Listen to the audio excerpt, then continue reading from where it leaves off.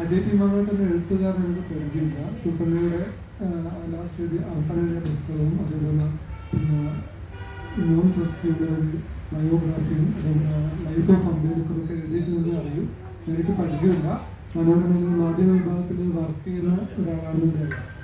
ഞാൻ പുസ്തകം മാത്രമേ നമുക്ക് പരിചയമുള്ളൂ, എഴുത്തുകാരൻ എനിക്ക് കാണാൻ സാധിക്കില്ല. പക്ഷേ പുസ്തകത്തിൽ ഞാൻ ഈ പുസ്തകം നിർദ്ദേശിക്കാൻ കാരണം ഒരുപാട് പുസ്തകം ആയതുകൊണ്ട് മാത്രമല്ല, ഇന്നത്തെ നമ്മുടെ സാമൂഹിക ജീവിതത്തിൽ ആനുകാലിക പ്രസക്തമായ കുറേ കാര്യങ്ങൾ, കുറേ ചോദ്യങ്ങൾ ഉന്നയിക്കുന്ന ഒരു മനോഹരമായ നോവലാണ് ലേഖനം.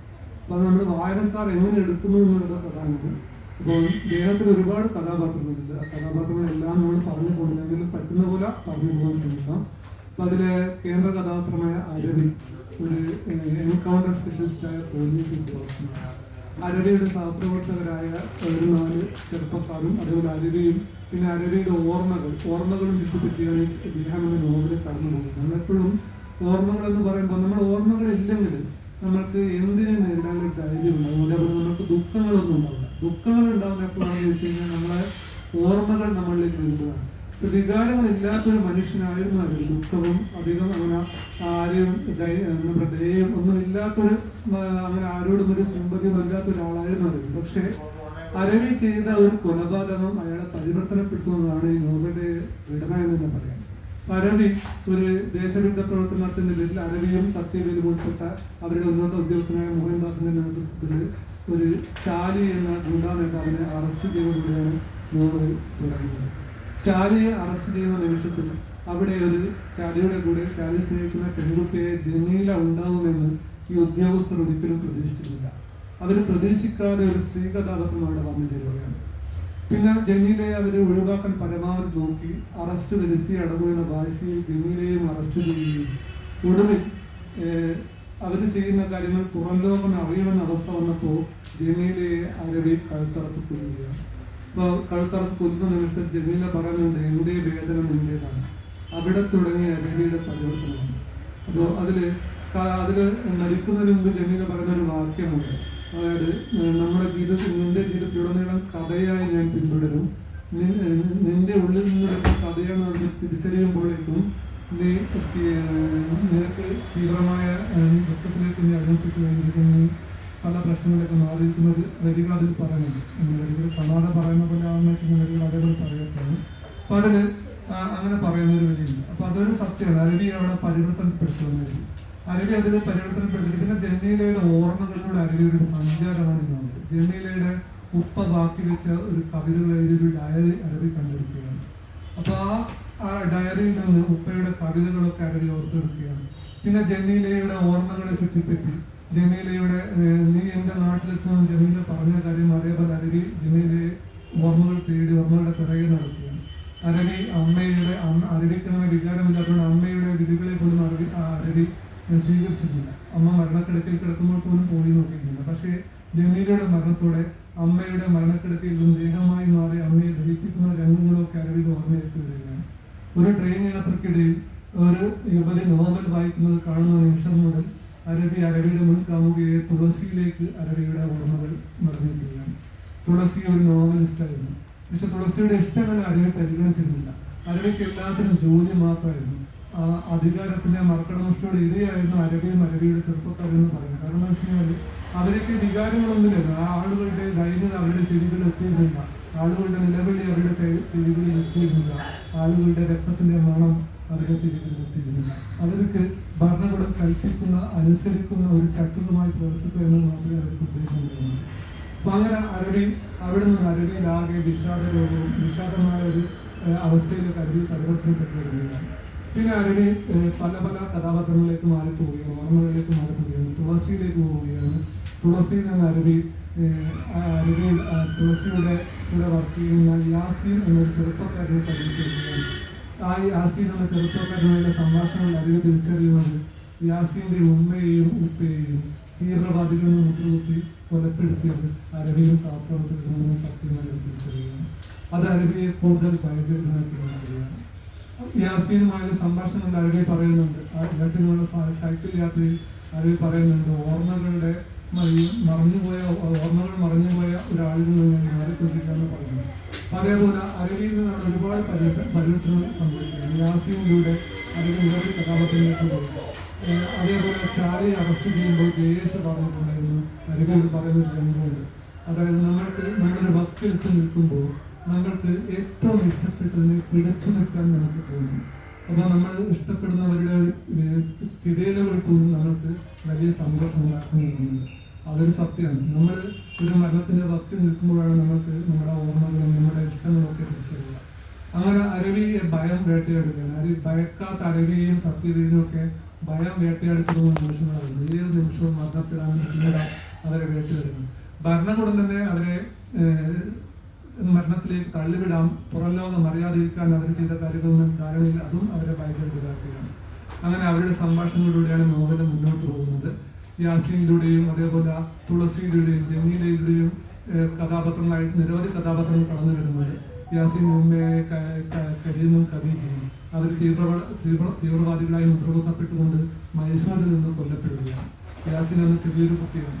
അപ്പോൾ അത് യാസീനും അരവിയോട് ചോദിക്കുന്നുണ്ട്, എന്തിനാണ് എൻ്റെ ഉമ്മയും ഉപ്പയും കൊന്നത്? അവർ തീവ്രവാദികളാണെന്ന് നിങ്ങൾക്ക് ഉറപ്പുണ്ടായിരുന്നു. അപ്പോൾ അരവി പറയുകയാണ്, ശിവന് ഒരു ഉറപ്പുണ്ടായിരുന്നു.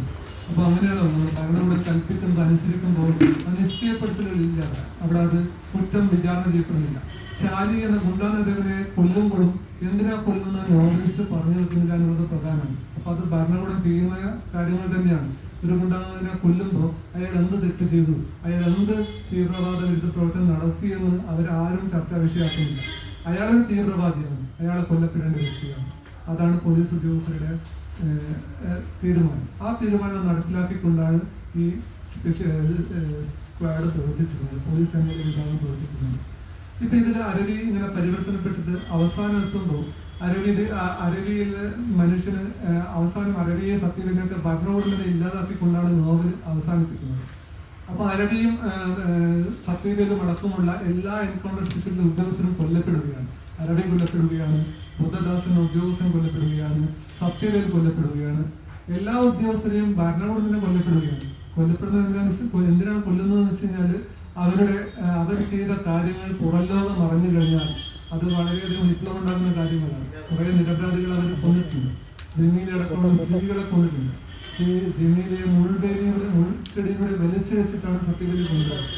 അപ്പൊ അങ്ങനെ തീവ്രമായി ദ്രോഹിച്ചുകൊണ്ടാണ് പലരെയും തള്ളിയിട്ടുള്ളത്. കൊന്നു തള്ളിയ കണക്കുകൾ പുറംലോകം അറിയാതിരിക്കുക എന്നത് ഭരണകൂടത്തിന്റെ ഒരു ആവശ്യമാണ്. എപ്പോഴും ഭരണകൂടം എല്ലാ ഭരണകൂടങ്ങളും അങ്ങനെ ചെയ്യുന്നതിന്റെ ഒരു നേർക്കാഴ്ചയാണ്. ഭരണകൂടം ചെയ്യുന്ന കാര്യങ്ങൾ അത് പുറംലോകം അറിഞ്ഞാൽ ഭരണകൂടത്തിന് ജനപ്രീതി നഷ്ടപ്പെടുന്നുള്ളതുകൊണ്ട് അത് ചെയ്ത ആൾക്കാരെ തന്നെ അവസാനം അവരില്ലായ്മ ചെയ്യും.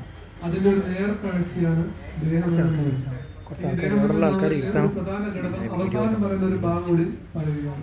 ഇതില് ഉയർന്ന ഉദ്യോഗസ്ഥരായ മോഹൻദാസിന്റെ ടേബിളിൽ ഒരു ധനപാൽ എന്ന പേരുള്ള ഒരു ആനയുടെ ചിത്രമുണ്ടെന്ന് പറയുന്നുണ്ട്.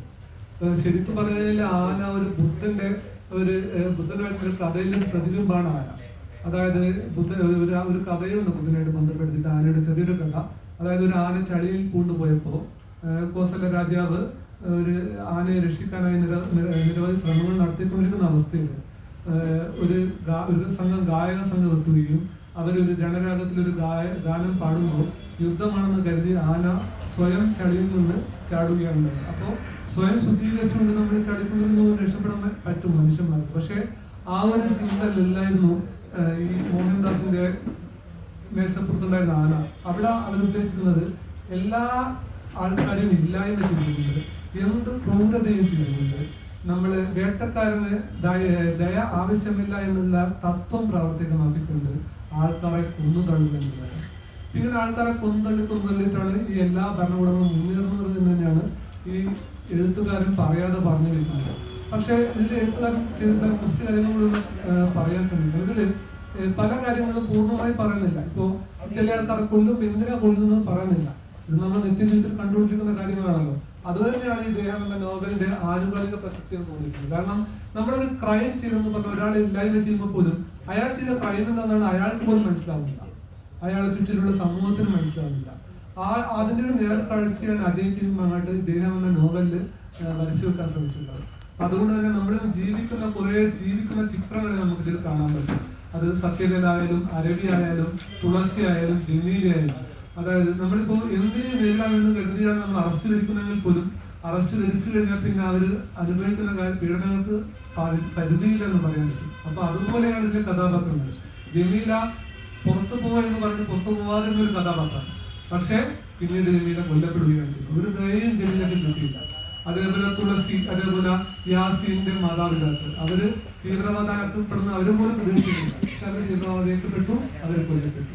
ഇത് നമ്മുടെ ജീവിതത്തിന്റെ നേർക്കാഴ്ചകളായ നിരവധി സംഭവങ്ങൾ ഇതിലുണ്ട്. അതുകൊണ്ട് തന്നെയാണ് ഈ ലേഖനം എന്ന നോവൽ അവതരിപ്പിക്കാനായി നിർദ്ദേശിച്ചത്. ഈ നോവലിൽ സ്ത്രീ കഥാപാത്രങ്ങളാണ് വളരെ പ്രധാനപ്പെട്ട ഒരു വ്യക്തിമാരാവുന്നത്. എങ്ങനെയാണെന്ന് വെച്ച് കഴിഞ്ഞാൽ ഇതിലെ കഥാപാത്രങ്ങളിൽ പുരുഷന്മാർ പലപ്പോഴും അതിൽ ചാനി എന്ന് പറയുന്ന ആളൊരു കുട്ടിയാണ്. പക്ഷെ ചാനിയുടെ കാമുകി ആയിട്ടുള്ള ഈ സ്ത്രീ തമിഴ്നാട് ഒരു ഉൾഗ്രാമത്തിൽ വർഷത്തിലൊരിക്കൽ മാത്രമാണ് ഇയാൾ പോകുന്നത്. പക്ഷെ ആ ഒരു സമയത്ത് ഉണ്ടാകുന്ന ഒരു ഉടലെടുത്തൊരു ബന്ധമാണ് ഇയാൾ വല്ലപ്പോഴും പോകുന്നുള്ളൂ. സത്യത്തിൽ ആ പെൺകുട്ടി ആ നാട് വിട്ട് പുറത്തു വരുന്നത് ആദ്യമായിട്ട് ഇയാളുടെ കൂടെ ഒന്നിച്ച് ജീവിക്കണം എന്നുള്ള തീരുമാനം എടുത്തിട്ട് വരുന്ന സമയത്താണ് ഈ പോലീസ് ഇവരെ പിടിക്കുന്നത്. ഈ ടാസ്ക് ഫോഴ്സിന്റെ രീതി എങ്ങനെയാണെന്ന് വെച്ച് കഴിഞ്ഞാൽ ആളുകളെ ഇവർക്ക് ആരാന്നൊന്നും അറിയില്ല, ഒരു ആളെ കൊല്ലണം മാർക്ക് ചെയ്ത് കൊടുക്കും, ഇവരവരെ പിടിച്ചു കൊണ്ടുപോകും, എവിടെയെങ്കിലും വെച്ചിട്ട് അവരെ വഴി ഇറക്കി വിടുകയോ മറ്റോ ചെയ്തിട്ട് കൊന്നിട്ട് അവരുടെ കയ്യിൽ ആയുധം വെക്കുകയോ വെക്കുകയോ ചെയ്തിട്ട് അങ്ങനെ ഒരു രീതിയിൽ നമ്മൾ എൻകൗണ്ടർ ചെയ്ത് വ്യാജ ഏറ്റുമുട്ടലിൽ കൊല്ലപ്പെടുന്ന ആളുകളുടെ ഒരു കഥയാണ് സത്യത്തിൽ ഇതിലുള്ളത്. പക്ഷേ ഈ നോവലിസ്റ്റ് ചെയ്യുന്ന കണ്ടുകൂടെ ചെയ്തിട്ടുള്ള ഒരു കാര്യം എന്താണെന്ന് വെച്ചാൽ ആ കൊല്ലപ്പെട്ട ആളുകളുടെ എന്തിന് കൊല്ലപ്പെട്ടു എന്നതിനേക്കാൾ ഉപരി അവരെ ബന്ധപ്പെട്ടുള്ള സ്ത്രീകളുടെ കാര്യങ്ങളിലേക്കാണ്, അവരാണ് ഇതിൽ അവരുടെ വ്യഥകളിലേക്കാണ് കൂടുതൽ നിഷ്കളങ്കരായ ആളുകളിലേക്കാണ് വരുന്നത്. ഈ പുരുഷന്മാർ ഏറിയോ കുറഞ്ഞോ എന്തെങ്കിലുമൊക്കെ തരത്തിൽ ഇതിനോട് ചെറുതായിട്ട് കണക്റ്റഡ് ആയിരിക്കും. എന്നാൽ അവർ നിരപരാധികൾ തന്നെ ആയിരിക്കാം, പക്ഷെ അവരെ മാർക്ക് ചെയ്യാനൊരു കാരണമുണ്ടായിരുന്നു. ആ കാരണം ഒന്നും പറയുന്നില്ല. ഇതിൽ രണ്ടാമത്തത് ഒരു യസീറിന്റെ ഉമ്മ മരിക്കുന്നുണ്ട്. ഉമ്മ എന്ന് പറയുന്ന ആൾ ആദ്യമായിട്ടാണ് ഉപ്പയുടെ കൂടെ നാട് കൊണ്ട് പുറത്തേക്ക് പോകുന്നത്. ഈ ആളുടെ വീട്ടിൽ നിന്ന് പുറത്തേക്ക് പോകുന്നത് ഉമ്മ ആദ്യമായിട്ട് ഒരിക്കലും പോകുന്നത്. അപ്പോഴാണ് ഈ ഇവരെ പിടിച്ചു കൊണ്ടുപോകുന്നത്. പിന്നെ അത് തുളസി, ഖദീജ അല്ലേ, പിന്നെ തുളസി എന്ന് പറയുന്ന ക്യാരക്ടർ അവർ പക്ഷേ കുറച്ച് ആക്ടിവിസ്റ്റും ഡ്രാമയൊക്കെ ആയിട്ട് ബന്ധപ്പെട്ട ആളാണ്. അങ്ങനെ പിന്നെ അതിലത്തെ കൂടി ചേർക്കേണ്ട ചേർക്കാം. എനിക്കത് കുറച്ച് കഴിഞ്ഞ് ഞാൻ നോവൽ പുറത്തേക്ക് നമുക്ക് ഇതിലൊന്ന് വിടണമെന്ന് തോന്നുന്നു. പിന്നെ ഇതിലൊന്ന് കൂടി ചേർക്കേണ്ട ചേർത്തിട്ട് ഞാൻ പുറത്തേക്ക് വിടാം. തുളസി ആദ്യം ഒരു നാടക പ്രവൃത്തി ചെയ്യുന്നു, പിന്നെ ഒരു നോവൽ എഴുതുക. പിന്നെ ഈ അരവി എന്ന കഥാപാത്രം കുറച്ച് സമയം തുളസിയുടെ നോവൽ വായിച്ചുകൊണ്ട് പോകുന്നു. നോവലിലെ കഥാപാത്രങ്ങളൊക്കെ വായിച്ചു. ഇതിന്റെ പ്രത്യേകത എന്ന് വെച്ചാൽ അരവി അനുഭവിക്കുന്നതൊക്കെ അരവി ചെയ്ത ക്രൈംസിൻ്റെ ആയിട്ട് കണക്ട് ചെയ്തതായിട്ട് അരവിക്ക് ഓർമ്മ ചെയ്തിട്ടുള്ളതാണ്. അരവി യാസി എന്നൊരു കുട്ടിയെ അരവി കാണുമ്പോൾ അരവി മുൻപേ ഒരു ചെറുപ്പക്കാരനെ അരവിയും ടീമും ദേശവിരുദ്ധ പ്രവർത്തനത്തിന്റെ പേരിൽ ഓടിച്ചിരുന്നു. ആ കുട്ടി ആത്മഹത്യ ചെയ്യുന്നു. ആ കുട്ടിയുടെ ഓർമ്മകൾ അരവിയിലേക്ക് എത്തുകയാണ്. അരവി പരിചയപ്പെടുന്ന അരവിയുടെ ഓർമ്മയിലേക്കുള്ള എല്ലാ ആളുകളും അരവി മുൻപേ ചെയ്ത ക്രൈമുമായിട്ട് ബന്ധപ്പെടുത്തിയിട്ട് വരുന്നുള്ളതിൻ്റെ ഒരു പ്രത്യേകതയാണ്. അതേപോലെ ആ സ്ത്രീ കഥാപാത്രങ്ങൾ ഒരുപാട് വരുന്നുണ്ട്. തുളസി, ഖദീജ, അതേപോലെ അരവിയുടെ അമ്മ വരുന്നുണ്ട്. അമ്മയെ അരവി പരിഗണിച്ചില്ലായിരുന്നില്ല. പക്ഷെ അവസാനം അരവി ഓർമ്മയെത്തുന്ന അമ്മയുടെ ചിതയെരിയുമ്പോൾ ദേഹമായി മാത്രം കിടത്തി അമ്മയെ ദഹിപ്പിക്കാൻ കൊണ്ടുപോകുമ്പോൾ പോകുന്ന അരവി, അതൊരു പ്രധാന വരികളായിരുന്നു. അതേപോലെ നമ്മൾ പിന്നെ ഇതിൽ നമ്മുടെ കഥ പറഞ്ഞു നമ്മുടെ കഥകളെ ഇടാതെ പിന്തുടരും എന്നുള്ള ഓർമ്മകൾ എന്ന് പറഞ്ഞാൽ ഇപ്പൊ ഇതിന്റെ ഒരു വരിയുണ്ട്. നീ എവിടെ പോയാലും കഥയായി ഞാൻ നിന്നെ പിന്തുടരും, അത് നിന്റെ ഉള്ളിൽ നിന്ന് വരുന്ന കഥകളാണെന്ന് തിരിച്ചറിയുന്ന നിമിഷത്തിൽ നീ പിടഞ്ഞു തീരും. അതൊരു സത്യമാണ്. നമ്മളിപ്പോ എവിടെ പോയാലും നമ്മൾ ചെയ്ത കഥകൾ നമ്മളെ വിടാതെ പിന്തുടരും എന്ന് നോവല് പറഞ്ഞു തരുന്നത്.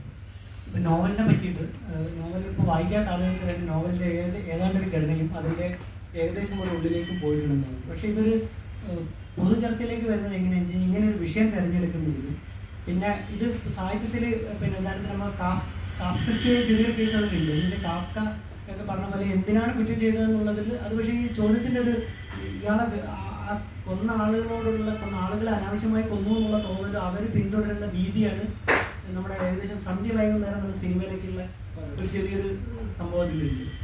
അപ്പം ഞാൻ ഇനിയിപ്പം നമ്മുടെ ഇന്നിപ്പോൾ നമ്മൾ എന്താ പറയുക നമ്മൾ സ്ഥിരം കാണുന്ന ഒരു ഗ്രൂപ്പാണ്. കുറച്ച് ആളുകളാണ് ആദ്യമായിട്ട് കാണുന്നത്. എനിക്ക് എല്ലാവർക്കും വേണ്ടിയിട്ട് ഈ വിഷയത്തിലേക്ക് ഇപ്പം നോവൽ വായിക്കാത്ത ആളുകൾക്കുള്ള ഒരു തരത്തിൽ റിജിൽ അത് അവതരിപ്പിച്ച് കഴിഞ്ഞു. ഇനി ബാക്കി ചർച്ചയിലേക്ക് മാഷ